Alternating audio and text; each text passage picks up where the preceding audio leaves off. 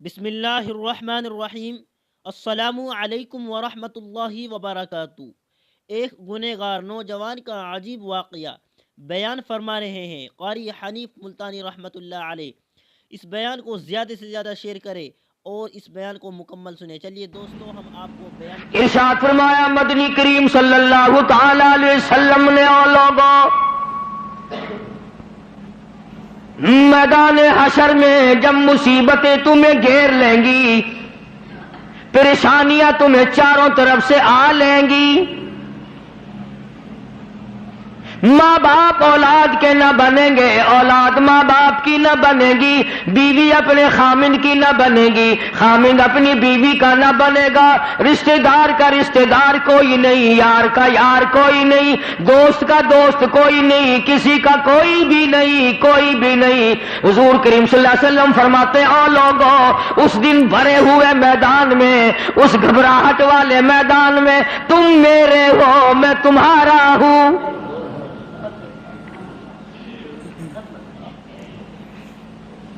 کتنی بڑی بات ہے، اس دن کام آئے۔ ارشاد فرمایا مدنی کریم صلی اللہ تعالی علیہ وسلم نے، او لوگوں، میری سنتوں کو زندہ کیا کرو، میرے طریقہ کار پہ عمل کیا کرو۔ میں نے تمہیں ہر چیز کا نمونہ دے دیا ہے، نماز کا نمونہ دیا، روزے کا نمونہ دیا، حج زکات کا نمونہ دیا، شادی کر کے میں نے دکھلا دی۔ اگر تم نے اپنی بچی کی شادی کرنی ہو، تم فاطمہ کے ابا کا طریقہ کار دیکھو۔ اگر تم نے اپنی شادی کرنی ہو، تیری بیوی تجھ سے عمر میں بڑی ہو، تم خدیجہ الکبریٰ رضی اللہ تعالیٰ عنہا کے شوہر کا برتاؤ دیکھو۔ اگر تمہاری بیوی عمر میں چھوٹی ہو، عائشہ صدیقہ رضی اللہ تعالیٰ عنہا کے خامن کا برتاؤ دیکھو۔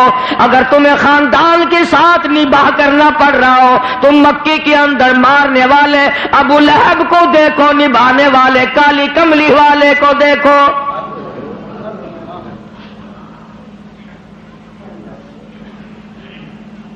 ہر موڑ پہ تمہیں نمونہ ملے گا۔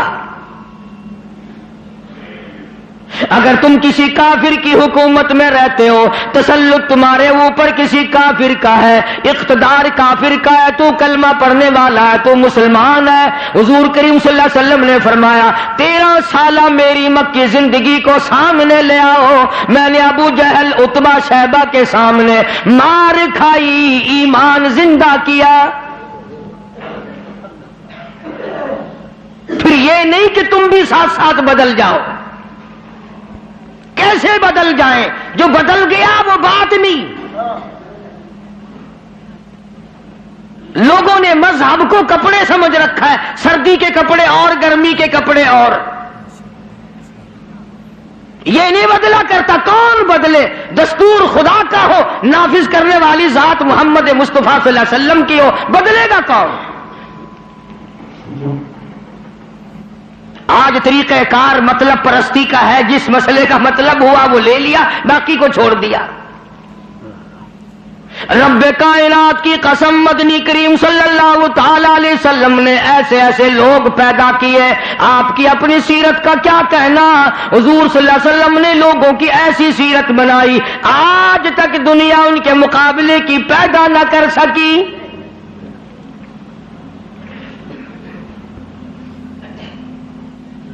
جرأت دیکھیں آپ، بہادری دیکھیں آپ، کیسے کیسے لوگ پیدا کیے۔ جنگ بدر ہے، نہتے مسلمان 2.5-3 برس تک درختوں کے پتے چبا چبا کے گزارے کرنے والے مسلمان،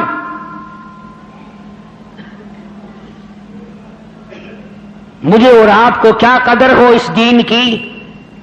صبح اٹھ کر کے چیکنے چیکنے ناشتے کرنے والوں، جاؤ گنبد خضرا کے مکے سے کبھی پوچھ کے آؤ، کالی کملی والے مکے کے اندر تیرے 2.5 برس کس طرح کٹے۔ درختوں کے پتے نہ ملے صحابہ کرام اور صحابیات کو، اور ایک بھی اللہ والا ایسا نہیں جس نے دکھوں کی وجہ سے دین کو چھوڑ دیا، 1 بھی نہیں۔ وہ تو سارا عرب اکٹھا ہو کے آ گیا مقابلے کے لیے. اس تحریک کو ختم کرو. یہ نئی نئی چیزیں لایا ہے ہمارے باپ دادا کے دین کو ختم کرنے کے لیے. قرآن کریم نے انہی لوگوں کے بارے میں وضاحت کی, فرمایا فی قلوبہم مرض فزادہم اللہ مرضا ولہم عذاب علیم. ان کے دلوں میں روگ ہے, ان کے دلوں میں کھوٹ ہے, ان کے دلوں میں خلجان پڑا ہوا ہے, ان کے دل زنگلود ہے, ان کے دلوں میں گرد و غبار ہے, ان کے دلوں میں اسلامی نظام کے بارے میں صفائی سچائی نہیں. اگر سب سچے ہوتے اور صاف دل والے مسلمان ہوتے, آج یوں مرتے جیسے یہودیوں سے آج مسلمان مار کھا رہا ہے, جن پر خدا کا غضب آیا. فرمایا وباءوا بغضب من اللہ وضربت علیہم المسکنہ. اللہ فرماتے میں نے یہودیوں پہ غضب نازل کر دیا, ہمیشہ کے لیے ذلت نازل کر دی, مسلط کر دی. آج مسلمان چھپتا پھرتا ہے, یہودی ان کے اوپر دندن آتا پھرتا ہے. اور وجہ کیا ہے؟ کبھی تو سوچو, کبھی تو غور کرو. اصل بات یہ ہے یا یہودی بدل گئے یا مسلمان بدل گئے. مسلمان ہو کر کافر کے سامنے سے بھاگتا ہے. تیسری مرتبہ فلسطینی مسلمان بھاگے ہیں, کہاں جائیں گے؟ اور ابھی تمہیں تو قصہ اور کہانی معلوم ہوتا ہے, جب اپنے اوپر وقت آتا پھر پتہ چلتا ہے. مکان کے پیچھے لگنے والوں, دکان کے پیچھے لگنے والوں, رات دن کارخانے کا فکر کرنے والوں, رات دن نوٹوں کے چکر میں رہنے والوں, اللہ پاک فرماتے ہیں میں نے تمہیں اس لیے کب پیدا کیا تھا, تو ایک دکان کی 2 بنا, 2 کی 4 بنا, ایک فیکٹری کی 2 بنا, 2 فیکٹریوں کی 4 بنا. میں نے تجھے اس لیے ہرگز پیدا نہیں کیا. فرمایا قل اطیعوا اللہ والرسول, میرا محبوب حضرت محمد الرسول اللہ صلی اللہ تعالی علیہ وسلم کی ذات بھوک کی وجہ سے پیٹ پہ پتھر باندھتے دکھائی دیتے ہیں. تجھے ہر وقت قارون کا خزانہ درکار ہے, پوری نہیں ہوتی. لاکھ مل جائے کروڑ چاہیے, کروڑ مل جائے تو ارب چاہیے, ارب مل جائے تو خرب چاہیے. پوری دنیا کی دولت ایک آدمی کے حوالے کر دو پھر بھی کہے گا مجھے اور چاہیے. تو ارشاد فرمایا مدنی کریم صلی اللہ تعالی علیہ وسلم نے, او لوگوں اپنی زندگیوں کو عارضی زندگی سمجھو, فانی زندگی سمجھو, ناپیدار زندگی سمجھو. ایک وقت آنے والا ہے ثم لا يموت فيها ولا يحيا, ایسا وقت آئے گا نہ اسے زندگی کہو گے نہ موت آئے گی. تو علماء کرام نے 3 درجے بنائے ہیں سیرت النبی کا حاصل, سیرت النبی صلی اللہ علیہ وسلم کا خلاصہ, نچوڑ. فرمایا عظمت نبی, عظمت النبی یعنی آدمی کے دل میں سرکار مدینہ سرکار صلی اللہ علیہ وسلم کی اتنی عظمت ہو, اتنی عظمت ہو, اتنی بلندی ہو, اتنی برتری ہو, اتنی شان ہو کہ وہ یہ کہتا ہو کہ مجھے مال دولت اولاد ماں باپ بیوی تخت و تاج سب سے زیادہ مجھے حضور کریم صلی اللہ علیہ وسلم کی ذات محبوب ہے. یہ یقین بن جائے. اتنی بڑی عظمت ہو یتیم مکہ کی. فرمایا اِنَّا أَرْسَلْنَاكَ شَاهِدًا وَمُبَشِّرًا وَنَذِيرًا لِتُؤْمِنُوا بِاللَّهِ وَرَسُولِهِ وَتُعَزِّرُوهُ وَتُوَقِّرُوهُ.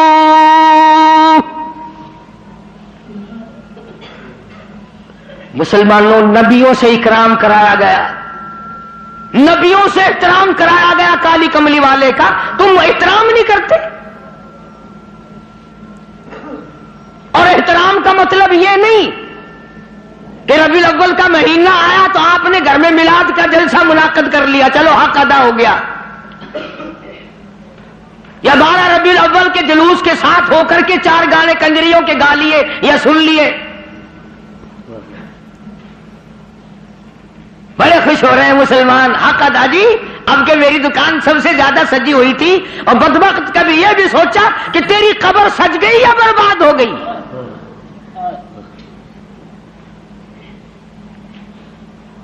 بازار کے سجانے سے کیا بنتا ہے، میدان حشر کو سجا، اپنی قبر کو سجا، اپنی آخرت کو بنا۔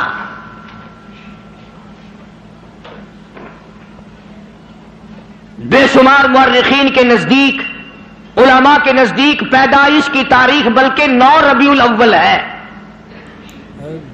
اور وفات میں کسی کا اختلاف نہیں۔ ابو بکر صدیق سے لے کر آج تک ساری دنیا کے مسلمانوں کا مکمل عقیدہ ہے کہ 12 ربیع الاول کو حضور کریم صلی اللہ علیہ وسلم کی وفات ہوئی۔ تجھے شرم آنی چاہیے، بلال رو رہا ہے تو ناچتا پھرتا ہے، تجھے کب شرم آئے گی؟ فاطمہ الزہرا کا ابا دنیا سے رخصت ہو گیا، اس کا کلیجہ پھٹا جاتا ہے، تو ڈھول بجاتے پھرتا ہے۔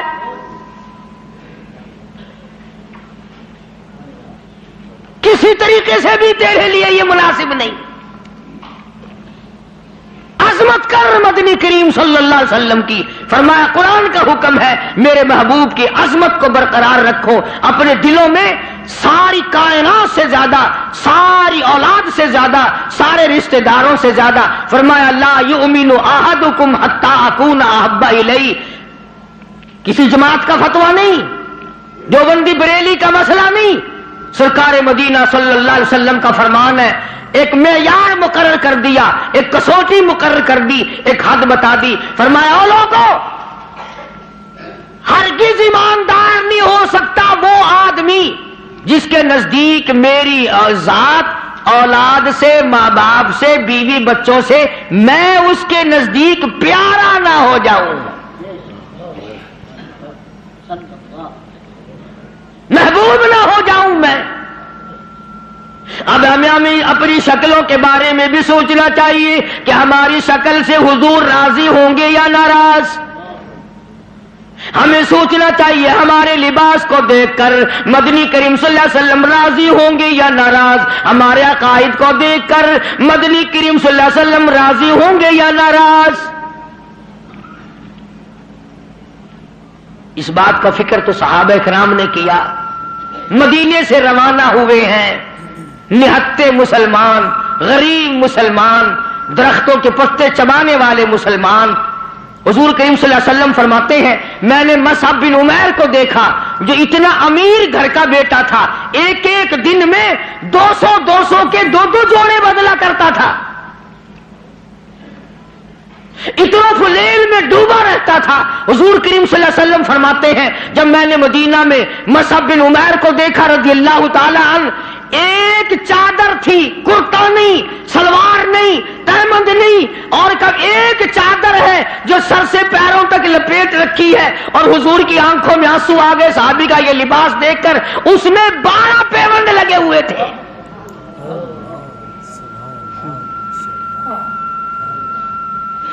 دھاگا نہیں ملتا کپڑا سینے کے لیے، کانٹے چبھو رکھے ہیں۔ یہ نہتے مسلمان، غریب مسلمان۔ مدنی کریم صلی اللہ علیہ وسلم نے مدینے پاک میں آواز لگائی اَلَا تُؤْمِنُونَ بِاللَّهِ وَرَسُولِهِ وَتُجَاهِدُونَ فِي سَبِيلِ اللَّهِ،